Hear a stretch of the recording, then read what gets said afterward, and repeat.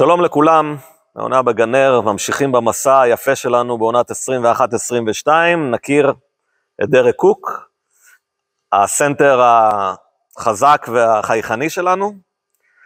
דרק, how are you, my friends? Always good. Always good. Very thorough. Actually, no one calls you Derek, no? Yeah.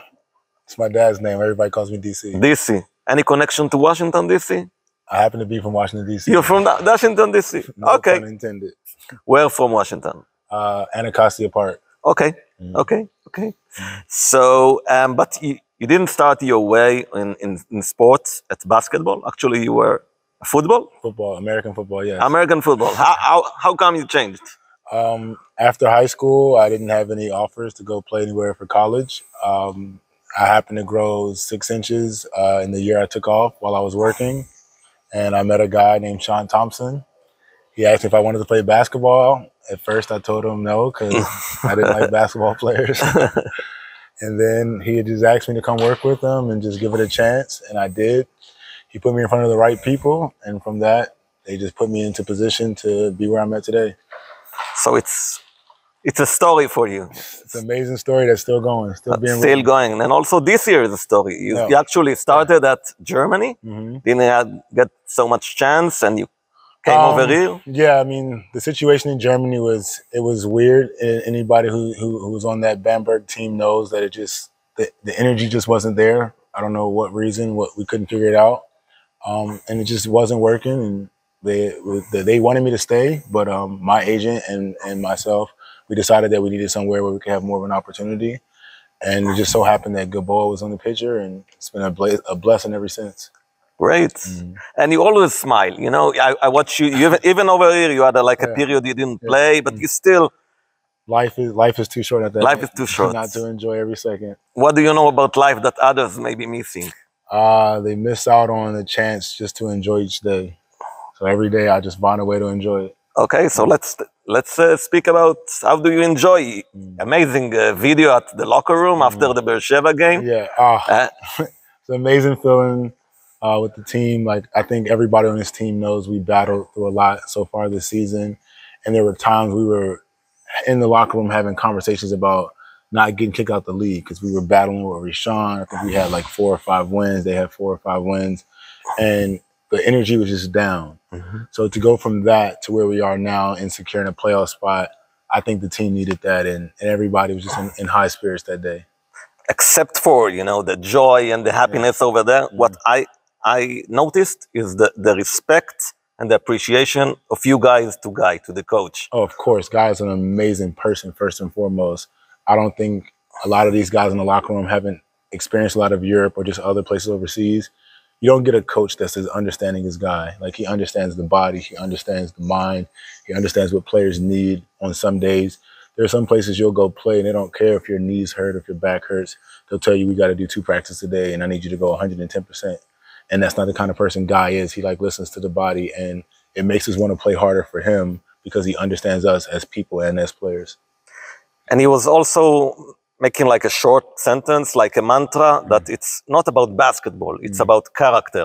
What is your take for that? Oh, for sure. I mean, basketball is easy. It's a bouncing ball, you shooting, going to the net. But when it comes to this game and this sport, a lot more is about just who you are as a man, who you are as a person, and that's what carries on. Because at some point in time, the ball won't fall. Like the baskets won't go your way. But if you're a person of pride, if you're a person of a certain level of status towards yourself and how you carry yourself, I think you approach the game completely different, and you don't care if you win or lose, but you're going to show effort. You're going to show the willingness to fight and to play as hard as you can. And you personally, you take it even beyond basketball. I've been following you in the media. You have like a lot of interest in the Black Lives Matters. Of course. What's in that inspires you or make you state your state of mind? I mean, I'm a black man. I was born a black man. There's nothing I can do to ever change that. So when it comes to black pride and black empowerment, it's something I'm always going to support because it's who I am. It's what I have to be. It's like I don't get a choice. As for the social movements going around the world, I appreciate the awareness that it brings. But this is an ongoing fight that people have been fighting long before my time, and they'll be fighting long after my time. We're just hoping to bring more awareness so that people are not as ignorant to what's going on. And you kind of notice that with just different communities, there's problems everywhere. Here you have the problems that you guys face politically. So everybody understands that these problems are worldwide. So when it comes to Black Lives Matter and stuff like that, it's just movement showing awareness to how Black people are being treated in America and around the world. Wow. Tough and strong, of course.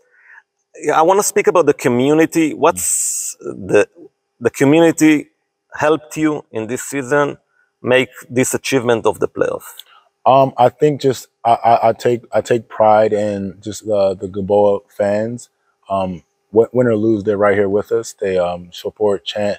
I remember my first experience of this team's fan base is when we beat Rishon at Rishon, and everyone chanted, and it just I could feel the energy of like the fan base loving this team. They love Gilboa. They love what we built here, and when you feel that, it makes you as a player respect what's going on more. And now that we secured actually the playoff, we have like another game to the regular season. We can somehow make it like a 7th place if we beat Nes Ziona and Hapoel will lose. Still, is this like a goal? Or next game is like, let's take it slow and be ready for the playoff?